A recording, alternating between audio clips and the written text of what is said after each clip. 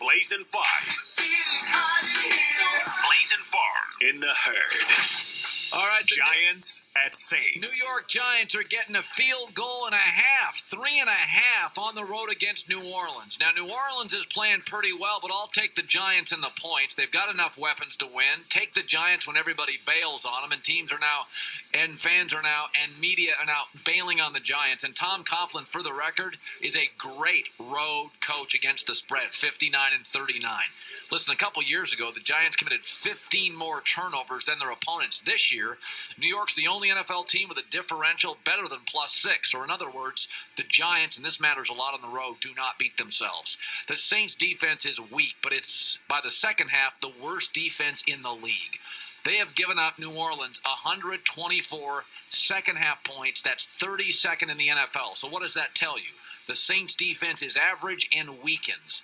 And the average length of an opponent's scoring drive against the Saints this year, plays 6.5, time 2.5 minutes. Translation, the Saints defense gets worse and they give up big chunks of yards, and the Giants have the playmakers. It's a 28-27 game either way. I'll take the Giants, and I will take the points. Jets at Raiders. This is my strongest play of the weekend, and the line doesn't make any sense to me. I'll take the New York Jets -2. First of all, flying east to west for a late starting game isn't nearly as tough as west and flying east. You gain 3 hours.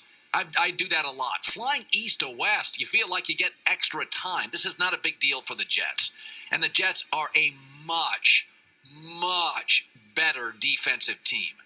Listen, the Jets are holding people to about 18 points a game, and that's having played the Patriots and Brady in New England. The other thing, the Jets are averaging 25 points per game this year. It's not just their defense. They're getting the ball to Eric Decker, Brandon Marshall, and Chris Ivory. It's not just one of those Rex Ryan all-defense teams. They are pounding the ball and getting it on the outside. Speaking of rushing, Jets are out-rushing their opponents by 65 yards a game. They've actually allowed fewer than 60 rushing yards in 3 games, or in other words, the Jets are dominating teams at the line of scrimmage. And Ryan Fitzpatrick is barely getting touched. And I like the Raiders. The Raiders are better, but they're still the Raiders.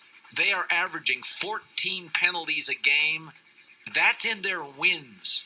That's 30% more than second place. This will be an outright domination, 34-23.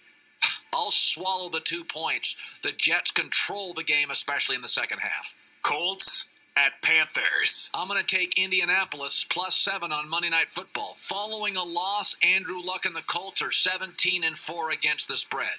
They generally play better, most quarterbacks do, after they're beaten or humiliated. Indianapolis now is a desperate team. This is their season. I like desperate teams. Now, Carolina's a better team. They have a better roster. But can we be honest about this? This is their wins. Carolina Panthers have beaten the Jags, Philly, Texans, Saints, Bucks, and Seahawks. Let's not go crazy. None of those teams are above 500. They've only scored 30-plus points once. They're 22nd in yards and 21st in first downs. And here's the other thing, is that the Colts, we saw this last week, are a very good backdoor cover team. I don't think Indy wins this game on the road on Monday night, but it gets the smartest quarterback maybe in the league, Andrew Luck, gives him another day of prep. Another day they can get ready on the road, another day to get healthy, and I think they're a very good backdoor cover team. I'll take Carolina to win, but I'm going to take the 7 points all day long, 28-24. Bengals at Steelers. Pittsburgh has dominated this matchup, okay? And now they're at home getting 1.5 points. Ben Roethlisberger is going to play. He said he had no pain in his knee. In 16 games, he's beaten the Bengals 12 times, and many times they've had the better roster, and they do here.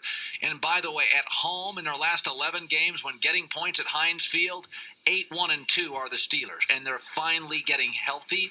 Martavius Bryant's also coming back. The Steelers have held a decided advantage against the AFC North Bengals, home or away. Again, this has been one of those upstairs. Pittsburgh always feels like in this spot they're going to win. Last year, the Steelers swept another series from Cincinnati, and the Bengals had a better roster there. The Bengals have been an NFL power team all season. But the bye week generally helps teams. It's never helped Marvin Lewis's Bengals. They're 3-7-1 off of byes. Some teams, Belichick, historically Andy Reid, some coaches, Coughlin, are great off byes. It's never been that way with Marvin Lewis. He's a better coach playing week to week. I'm going to take the Steelers getting healthy, Ben back in an upset. I'll take the 1.5, 24-23, Pittsburgh. Packers at Broncos. I almost didn't take this game because I felt so strongly about it. I only have to give up a field goal. First of all, the Broncos are struggling with the Browns, struggling with the Raiders. And I don't think Green Bay is as good as everybody thinks, but Denver's running attack has been a huge disappointment. And Mike McCarthy, the Packers head coach, there's conflicting numbers here, but he's a terrific coach off the bye, unlike Marvin Lewis. One of the numbers told me 12-3, the other 9-0. Either way, he's a coach with extra time who's outstanding. This is a mismatch in quarterbacks. Aaron Rodgers has 15 touchdowns and 2 picks this year. Peyton Manning's got 7 TDs and 10 picks. There's a mismatch at quarterback. Forget the names.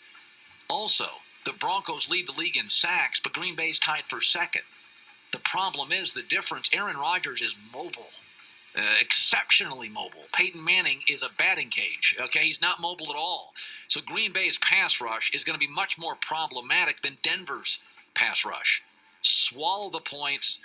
I think Green Bay is going to go into Denver and move the ball, or erratically against the Denver defense, but move it enough and win 28-23, swallow the points there. Packers win.